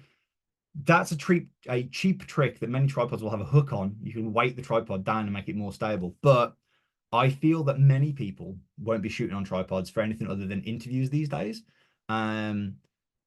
So at that point, it's fairly self-explanatory. They're worth the investment. You can keep on for, well, I still have like the tripod, the good tripod I bought in uni. I got to get rid of several cheap tripods I bought off Amazon over the years, but like an investment in something like that is, you know, it's like a good pair of shoes. Like, are you planning to stop wearing shoes? Yeah, if you're gonna make videos, a good tripod will last you a lifetime. The only other option is handheld footage. Handheld footage is a personal favorite of mine. This silly thing over here you can see, it's called a silly saddle. And like you strap it around you and you look like it's like a baby carrier for your camera. It looks dumb, it works quite well.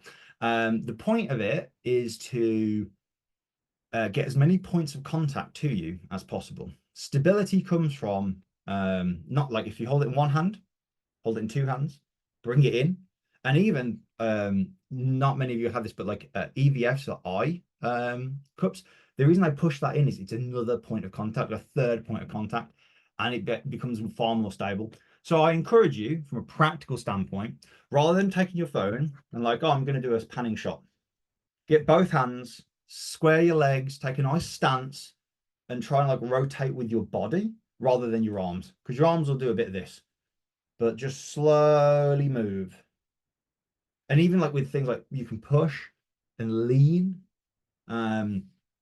try and utilize your entire body, not just your arms, not just this. I appreciate that many of you will be probably in a fast-paced environment and you won't have time to set up gimbals or tripods, but 3 points of contact and a nice sturdy base, just spreading your legs and getting your body weight done, it will dramatically improve the quality of your footage. And while shaky footage is not the end of the world, I think a lot of the times it's not what we're after. You know, if you're trying to show a building, you don't want the building shaking around. If you're running after somebody, by all means, but a lot, you know, as I say, a lot of what we show speaks to the nature of the video. So like fast-paced, chaotic movement will engender this idea of anxiety and pressure, and you know, and that can be great if you're filming a heavy metal music video, if you're filming a fight scene, like erratic camera motion, great. But I doubt many of you are doing that. So I would encourage stability, smoothness, and steadiness. I will show you how to stabilize footage in post. There's some nuance to it, and different softwares will do it better than others, but I'll show you the basic way in DaVinci because it's actually a very good stabilizer, and I'm kind of surprised it's in the free version. So yes, I appreciate I've waffled at you guys solidly, and I can't thank you enough for just letting me talk at you. Does anyone have any questions before we move on to the editing side of things? Because I do appreciate that was part of the workshop. I can pick up a couple that are in the chat for you, Mike. So Fantastic. a monopod's useful. Monopods are very useful, but often you're not allowed to put them down in the same way as your tripods in different places. So many places you're not allowed to, if you can't use a tripod, you can't use a monopod. I like monopods for events because they save my back and I can move around quite fast. But I'll often choose more for as I say, the Cine Saddle, or more like a traditional handheld. I'm very tall, so I don't use a shoulder mounted camera because it puts me higher than everyone, so it's pointed down and it makes everyone look like they're a child. But if you're of a more normal height, actually a shoulder camera, like you've seen like classic cameraman on the shoulder style for years, and there's a reason, because essentially you become the tripod. Monopods are still good, but they are like I have one right here, but it's still a video one. They wouldn't be my first recommendation, but they're still a very useful tool, and they're lightweight, which means you can move fast with them. So I mean, I personally have a monopod and I'm keeping it. It's a great tool, but it doesn't get used on most of my shoots. Cool. Right, what else have we got? So Andy also said, so a gimbal isn't a budget steady cam. No, look, a Steadicam operator is a highly skilled person, but part of it is that they know how to move with it. They'll train, they'll do all sorts. Mostly is that you can't actually fly. It's what they call when gimbals, you fly a gimbal. It's strange, I know. Heavier payloads on most commercial gimbals. So most high-end gimbals are still actually then positioned on a Steadicam, like strangely enough. A phone gimbal is worth it. If you're going to film on your phone, I highly recommend a gimbal. It's super great. The minute you kind of go past that, you need to decide if it's worth it for you. Like they are still wonderful for like bigger cameras, but they become more tedious and more time consuming. This is actually really quite small, but you can kind of see like it's still like half the size of my torso. And once you've put a camera on there, it is rather unwieldy. They are still very useful tools, but I tend to use them for specific things. I'm a walking tracking shot. I'm doing this smooth pan. I kind of encourage you to think of them, as I say, as a specific tool. You can drive a nail in with the back of a screwdriver, but I wonder why you'd do it. I think of them sparingly and utilize their strengths. So smooth pans, smooth movement. You can, like I've done it where I've been out all day and I've literally have put a gimbal on top of a monopod and like used that. And that's a weird combo that I actually think works rather well. But don't think they're an instant problem solver, because weirdly they almost cause as many problems as they solve. Your experience in using them will kind of let you know if you like them or not. But especially for phone footage, I give them a big thumbs up. Like I do think they are very valuable. Right. I think those are all the questions in the chat, but just like I know we're sort of limited on time now. I'm just seeing where we've got to on the sort of things we said. We sort of about setting up a shot, sound, lighting, stabilizations. Do you want to maybe talk on like, do you feel you spoke much on B-roll, Mike, and what B-roll is? Sure. So B-roll and A-roll, the terms. Most people don't say A-roll anymore, but it comes from literally like rolls of film. So you have your A-roll, which is like you put the first roll in the camera and you would film the interview, let's say. Then you would need to go and get all these other stuff. So you'd have like the second roll, and then you would go out and you'd film all these extra shots. And so it comes from like editing. Like I'll talk about some of the terminology later, it's like bins, and they mean literal bins from back in the day where they would keep their like rolls of in different ones, and you have like, oh, here's the A stuff, and here's the B camera, maybe like this is the second camera. B-roll is often used in a practical stance to demonstrate what you're talking about. So let's say we've got somebody and we're filming them, and maybe we've taken them into an office or slightly further away from the platform to talk about it. So it's quieter and it's nicer. Maybe it's also more convenient and comfortable for them because they don't feel as exposed out in the open. If they're talking about something, like I say, we'll keep using trains. Going out onto the platform to get some close-up shots of the train coming in, of people getting on and off, that would be B-roll. The person usually would keep talking, and you would like layer the shots that correspond to what they're talking about on top. It adds more context, it adds visual interest, it keeps it going. I will rarely choose just to have a person talking, unless it's a particularly poignant or emotional or personal thing where you want to see like the person's face. I introduce them. If it's a piece where, let's say it's a documentary and they're walking around, I'll keep them in the B-roll. I think it's very good to have a personal connection. But B-roll's job is to demonstrate and kind of fill out the world that you're talking about. It can give you angles. Let's say you're talking about, if I was talking about repairing this phone, like if I was, oh yeah, there's like a thing here, like, it's really hard for you to see. Whereas if I then cut to a super close up of like, this screw, it's much more clear what I'm talking about. Its job is to keep it interesting, explain with more detail, and generally speaking, fill in gaps and allow you to edit in a creative manner because you can use it to hide the edits. Yeah, that is B-roll in a nutshell. Cool. Any other questions? Now, I'd just like to make a suggestion at this point, Erin and Maddie. And I know we might need to go and chat about this, but I I'd be happy if Erin, you would be happy with us using more of our pro bono time to do this, in setting up a second session in a couple of weeks' time to talk about editing. Because I'm worried that if we tried to rush editing in the next 20 minutes, we probably wouldn't do it justice. And I wonder whether we, if everyone agrees, could use the next 20 minutes for any other questions that you guys have got for Mike about filming, and then we'll set up another session to talk about editing. We'd need to look at Mike's diary about when we could do that because Mike's very busy at the moment. But I think it might be best for everyone. Can I just chip in here? That would be awesome. But do you remember how long it took us to get this date in the diary? Yeah. It's gonna be a challenge. I mean, to be honest, now that you've actually given us the link to that editing software, I'd like to have a play with it, then perhaps listen I, to you, because then actually, if I get stuck, I can go, right, well, and then I've got I'm something not to go to him. joking. I'm not joking. Most things I'm doing is just searching for answers online. All these softwares are so complex. They have the idea that you're going to like learn a software. I'm not saying like this is what you're thinking, but like when I was younger, I thought like, oh, at one point I'll just like know how to do everything. No, never. Like it's just not what happens. You learn what you need for that project. Some basics, how to import, export, things of this nature, I could show you.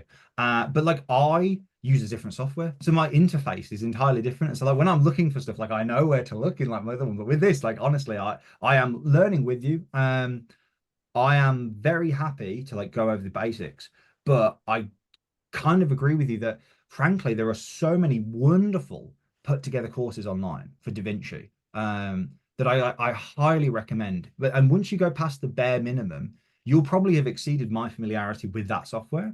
Oh, I It's didn't mean doing a course. I meant I was just going to play with it and see if I can make yeah, it work. no, but I kind of encourage you all to do that because frankly, if you just type in like DaVinci Resolve for beginners, that there, as I say, that there's already like wonderful courses out there. Right. I I know there's a myriad of options, and that's why I thought like selecting this would be beneficial because I know it seems like there's you can get lost in choice. I can guarantee that if you put the time into DaVinci Resolve, you will absolutely have a high end and very powerful piece of software that you know how to use. You could have zero doubts that you're using like the right software if you chose to like edit your things in DaVinci.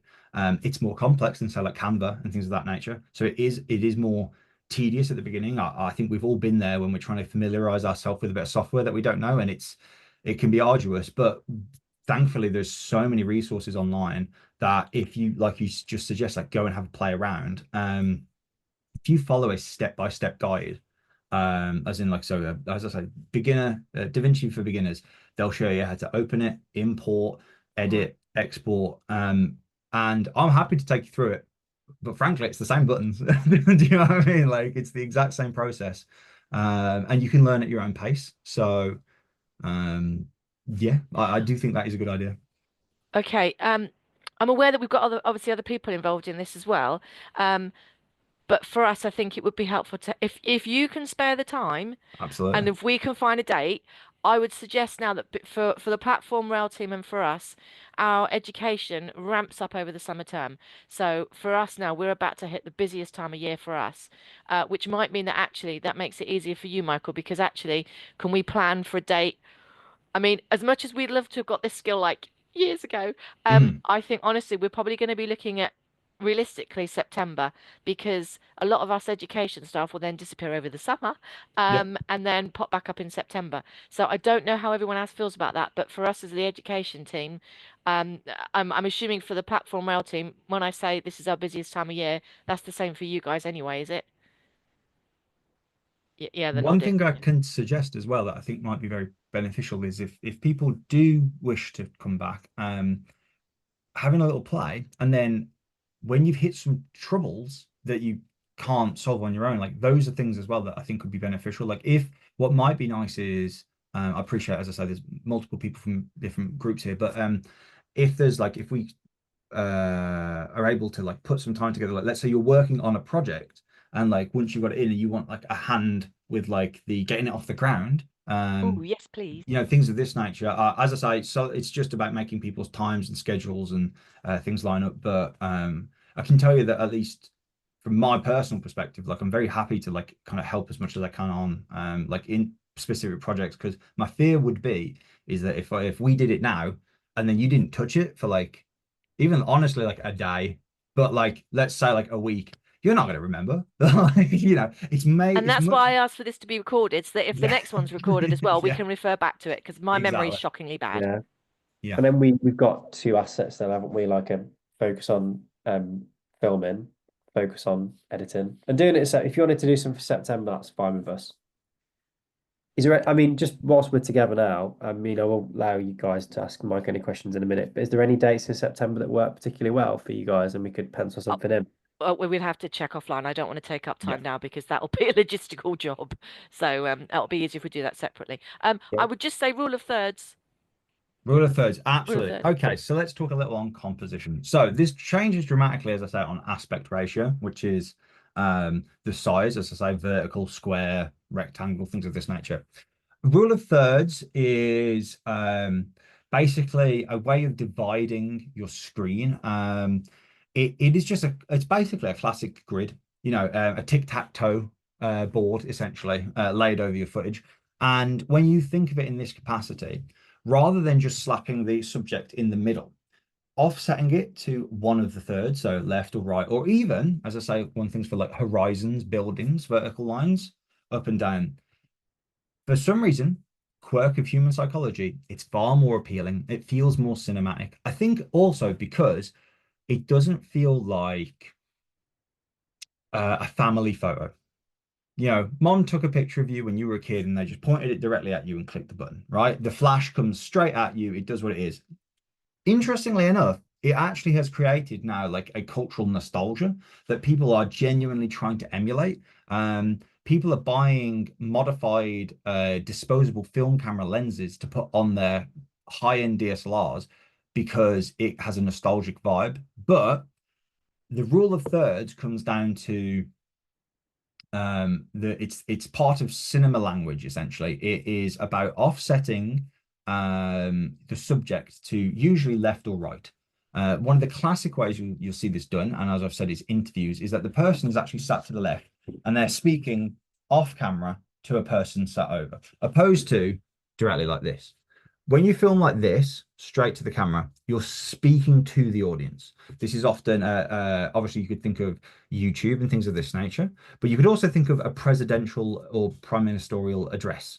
Hello, people, I am talking directly to you, opposed to I'm talking about a subject. I'm an expert in the field, and it's a lot of these things are actually just what we have become used to over years. And part of the reason things like new online media and social media in general have been so revolutionary is because either through choice or often by simple limitation of like the hardware and the software, they abandoned a lot of the classic cinematic language. And that's why, when someone makes a high quality video, but it can feel like a YouTube video, if that makes sense, opposed to something that is filmed for cinema or TV and it feels differently.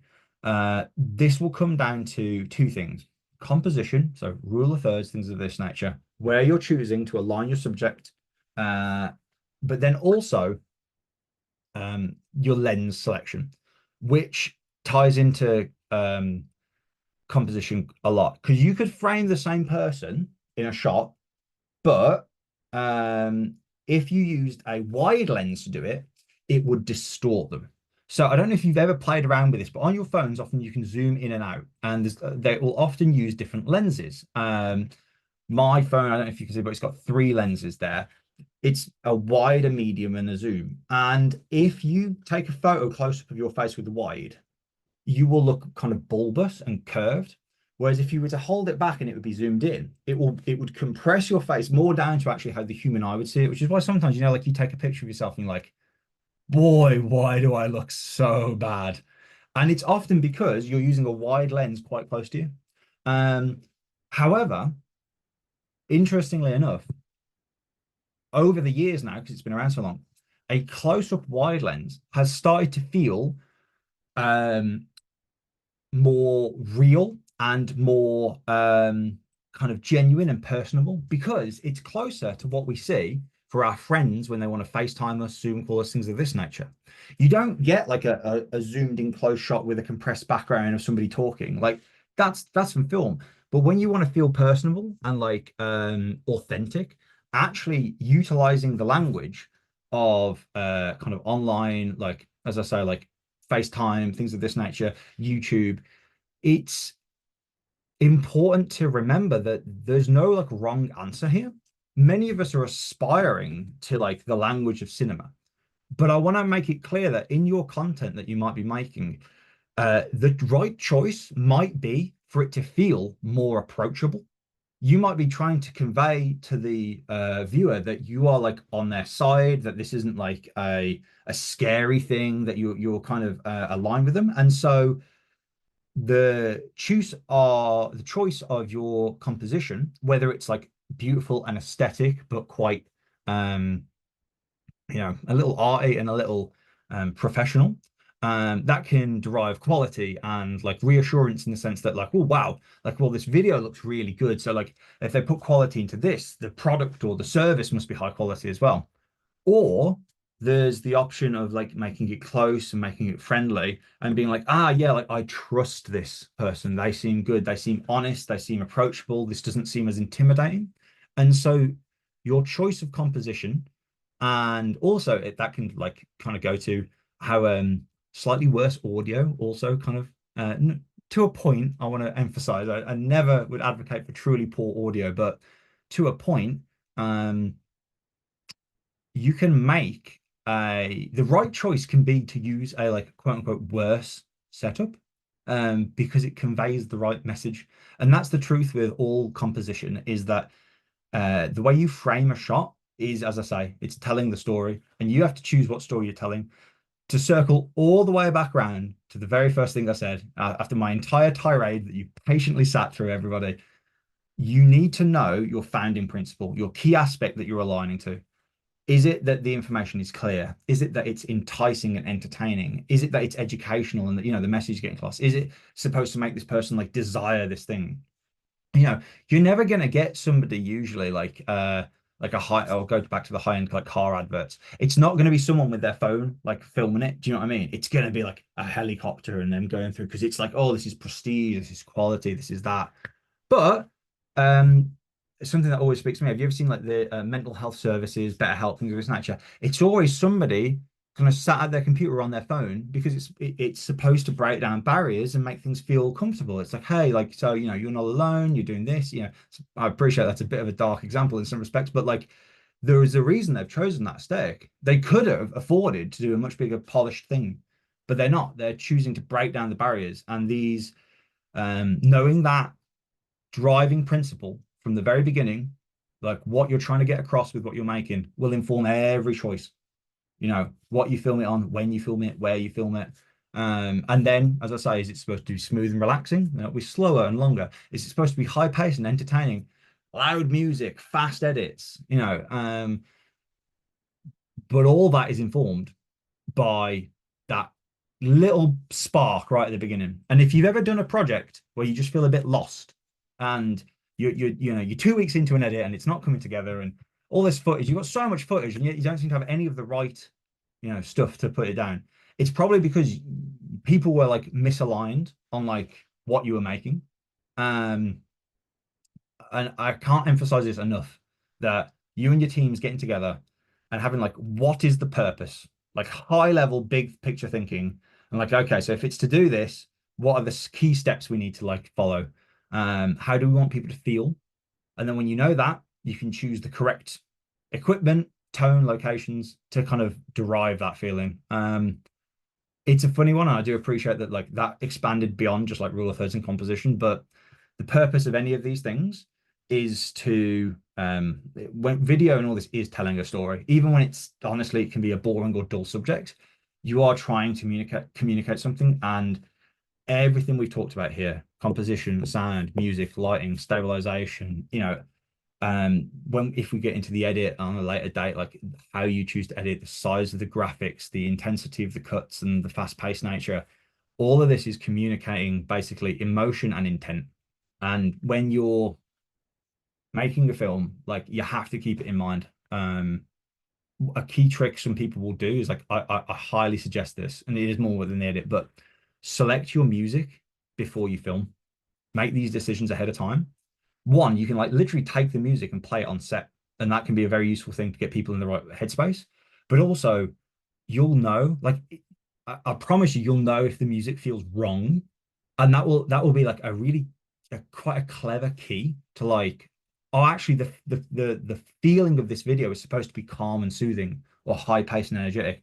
It's a weird trick, but it will guide you through the process. And I do promise you, if you've never done this before, it can be quite a strange, like movies almost just appear one day, like you're there, you're hammering your head against the wall, and then it all just sticks together. And it's because eventually you align that entire thing of the music, the sound, the edit, but the more you can know it ahead of time, the more you can make the right decisions on the day, because there's certain choices that you can't take back. If you've shot in a very moody, dramatic thing or whatever, there's no really way around that. And so yet again, I encourage that one final takeaway, which is like, know what you're making. And that sounds a bit broad, but hopefully I explained that there in that word soup.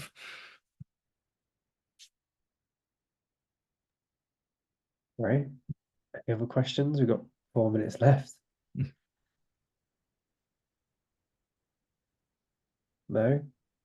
Okay, awesome. Well, thank you, Mike. That was great. And Thank you for all for sitting through that. I appreciate it. It was a bit of a tirade.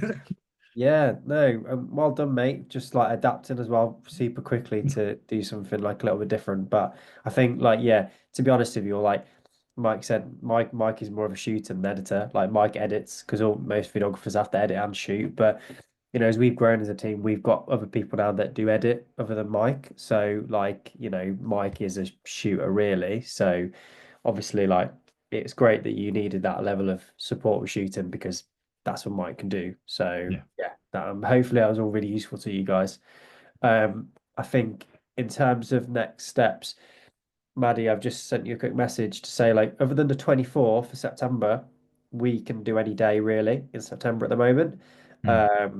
So if everyone's happy with, I think Maddie, you pick the date first with your colleagues, and then whatever date works, if everyone is happy to and has found this session useful that's on this session, I will send an email with the details for whatever date we pick.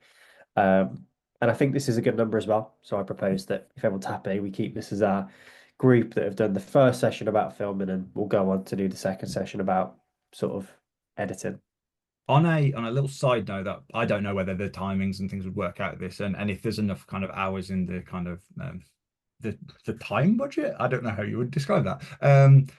But if people have specific projects that you guys are working on, and rather than like a 2-hour call, but you wanted like a 10-minute discussion on like, so we're thinking of doing this, but like, does this sound right? Like, is there anything that stands out? I don't know if that's something that might be of value to people and could be like factored in, but I know sometimes like this can all get a bit like high level, and that's great but not super useful. And if anyone's got a specific project and they want questions answered about how I would approach their project, if that is of more value as well, it's something I'm definitely very open to. Great. Thanks, Mike. Cool. Maddie, was this useful? Is this useful, everyone? I'll go to you first because Maddie's your idea to do this. Hopefully, Yes. any All I questions? can say is thank God you recorded it because then I can go back through it. So that's awesome. And I'm sorry that I threw a bit of a curveball there at the beginning, but actually, for several people on this call, that I mean, even though I've done a real basic thing about how to film on your iPhone, some of the extra stuff that Mike was talking about has been incredibly useful. And I do think now, actually, if I can have a play with that software and then come back to a session where, because there might be like, oh, that's how you do it, Mm. and I've spent half an hour trying to figure that out myself. That would be absolutely amazing. So if you guys can spare the time, that would be great. I can see that in the chat, Andy suggested a doodle poll. So I think if I concentrate on the education team, we're all solid now, as you may have seen in the post. We're all busy now till the end of July anyway.